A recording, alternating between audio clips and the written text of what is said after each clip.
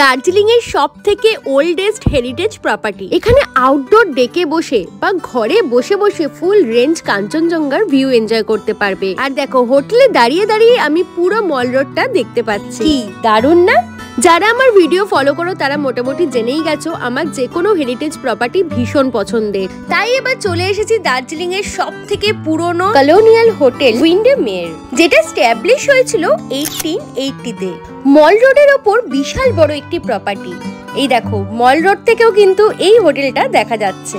এখানে বিভিন্ন ক্যাটাগরির রুম তোমরা পেয়ে যাবে, সাথে রয়েছে দারুণ একটি আউটডোর ডেক। সেখানে বসেই ফ্রেন্ডস, ফ্যামিলি বা প্রিয়জনের সঙ্গে দারুণ টাইম স্পেন্ড করতে পারবে।